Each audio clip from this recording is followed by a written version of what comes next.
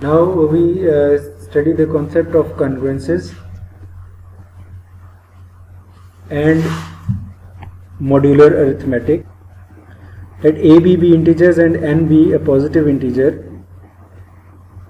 We say that a is congruent to b modulo n, where b modulo n is the function mod. We are taking mod of b through n. So it can be written as a is congruent to b mod n, if and only if n divides b minus a. And this further implies that there exists some integer k such that b minus k is equal to n into k. We note that a mod n is equal to b mod n. Now we see which of the following are true.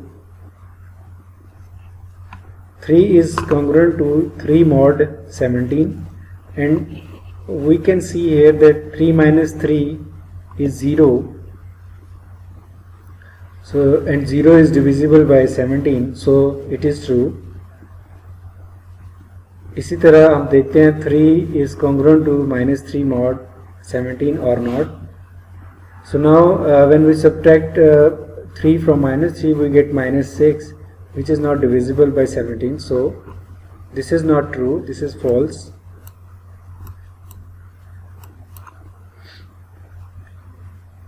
And 3 and 4 are left as exercises. Now we have some congruences identities, and these are some properties related to congruences. Let n is greater than 1 be fixed and a and b, c and d are arbitrary integers, then the following properties hold.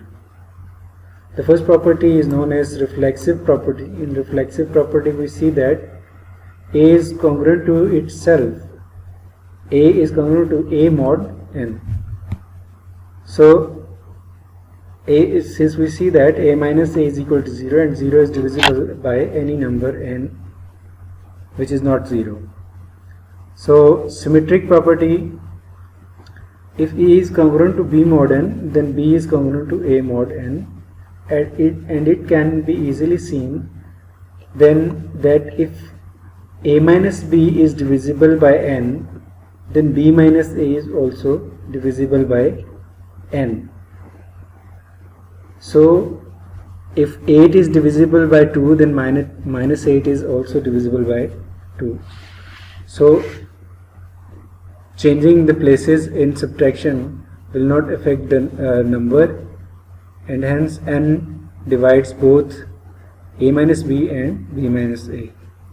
The next property is transitive property, and in this property we see that if a is congruent to b mod n and b is congruent to c mod n, then a is congruent to c mod n. And when we use the definition of congruence for a congruent to b mod n and b congruent to c mod n, we get two equations, and by solving these two equations we can get a is congruent to c mod n. Just like that, we have if a is congruent to b mod n and c is congruent to d mod n, then if we add these numbers, we see that a plus c is congruent to b plus d mod n. And also if we take the product, we get a multiplied by c is congruent to b multiplied by d mod n, and it can be easily verified. So next property is if a is congruent to b mod n, then a plus c is congruent to b plus c mod n. What we are doing here is just adding a number c on both sides of congruences, and so a plus c is congruent to b plus c mod n, and just like that we are multiplying c on both sides of congruences and getting a multiplied by c is congruent to b multiplied by c mod n.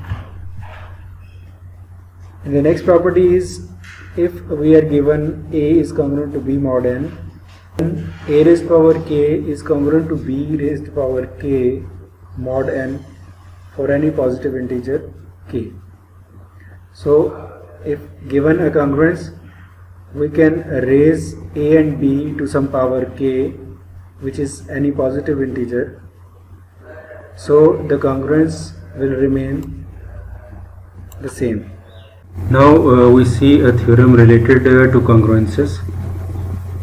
If k is any integer such that k is congruent to 1 mod 3, then k cube is congruent to 1 mod 9.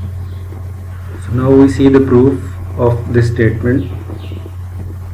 For all integers k is given as congruent, k is congruent to 1 mod 3, and what we need to show is k cube is congruent to 1 mod 9, and by using the direct proof method, we start from the assumption and take this congruence. So we know that there must be an integer n such that k minus 1 is equal to 3n by using the definition of congruence, and by solving this equality we get k is equal to 3n plus 1. And here in the conclusion what we see here is the power of k is 3, so we take a cube on both sides of this equality. Here we have used the formula of cube and expanded it through that formula. Now what we need to show is that k cube minus 1 is divisible by 9. So we take plus 1 to the other side and see that k cube minus 1 is equal to this expression, and in this, from this expression we can take 9 as a common. We see that this expression in the bracket 3n cube plus 3n square plus n